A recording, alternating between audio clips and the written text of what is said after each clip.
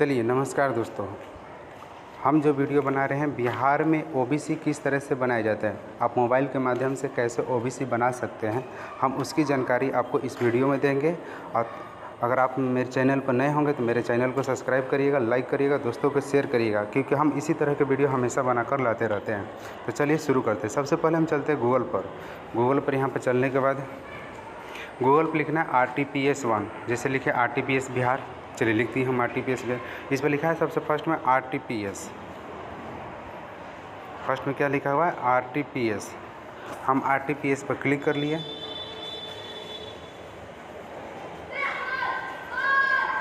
देखिए ओपन हो रहा है। RTPS पर जैसे ही हम क्लिक करिए तो स्क्रॉल करेंगे, स्क्रॉल नीचे करेंगे। यहाँ पर देखिएगा सामान्य प्रशासन विभाग लिखा है। क्या लिखा हुआ है? सामान्य प्रशासन विभाग। हम इस पर क्लिक कर लेंगे। इसी पर देखिए सामान्य प्रशासन विभाग पर लिखा है नॉन क्रीमियम लेयर प्रमाण पत्र निर्गत बिहार सरकार परियोजना। इसमें लिखा है कि नॉन क्रीमियम लेयर प्रमाण पत्र निर्गम बिहार सरकार परियोजना, यानी इसमें यह लिखा गया है कि बिहार सरकार यानी बिहार में कैसे ओबीसी बनाया जाता है। तो हम इसकी जानकारी आपको इस वीडियो में दे रहे हैं। तो चलिए इस पर हम क्लिक करते हैं। इसको कहाँ से बनाना है? अंचल से बनाना है तो अंचल से, अनुमंडल से बनाना है तो अनुमंडल से, जिला से बनाना है तो जिला से। तो हम चलिए ब्लॉक स्तर से बनाते हैं, यानी अंचल स्तर से। हम इसको ओपन कर रहे हैं।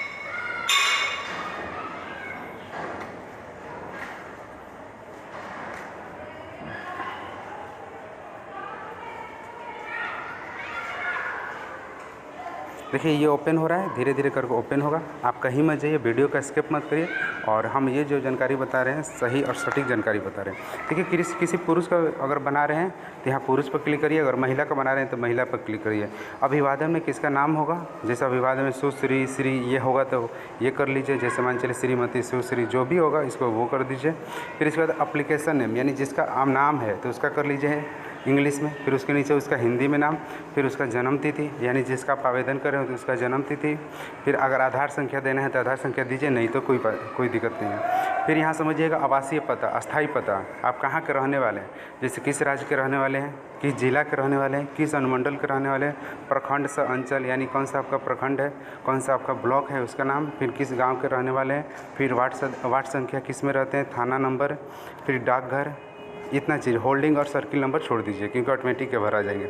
फिर उसके बाद स्थानीय निकाय का प्रकार, आप ग्राम पंचायत पर रहते हैं तो ग्राम पंचायत पर क्लिक करिए, अगर नगर निगम पर रहते हैं तो नगर निगम पर, अगर नगर परिषद पर रहते हैं तो नगर परिषद पर, अगर नगर पंचायत में रहते हैं तो नगर पंचायत में। फिर उसके ऊपर करिए पिन कोड, फिर अस्थायी पता।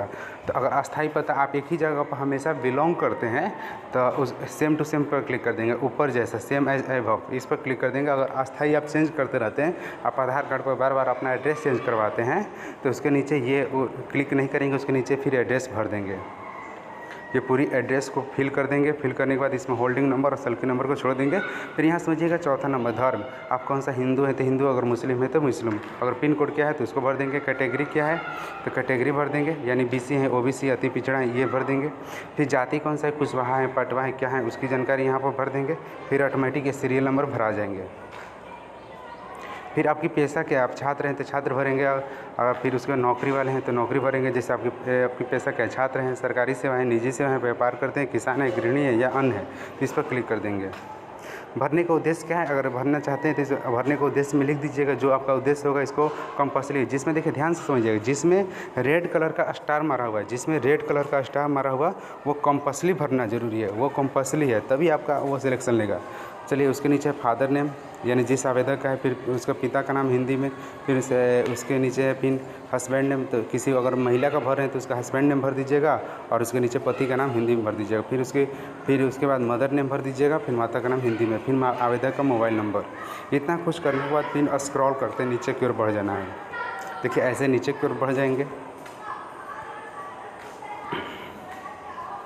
ऐसे नीचे की ओर हम बढ़ते चले जाएंगे। अब यहाँ समझिएगा, यहाँ देखिएगा नौकरी से आए, व्यवसाय से आए, पेंशन से आए, कृषि से आए, आपकी जिस से आता है। जैसे व्यवसाय से आपका आय जो आता है, जो आपका आय प्रमाण पत्र बना है जितना का, उतना ही इस पर सिलेक्ट कर देंगे। जैसे इस पर सिलेक्ट करेंगे तो टोटल वार्षिक है। जैसे मान चलिए हमने यहाँ पर सिलेक्ट कर देते हैं, जैसे मान चलिए मेरा ये इतनी से आता है, देखिएगा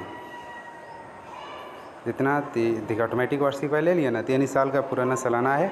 क्या आप भुगतान करते हैं हाँ या नहीं, तो नहीं पर क्लिक करिएगा।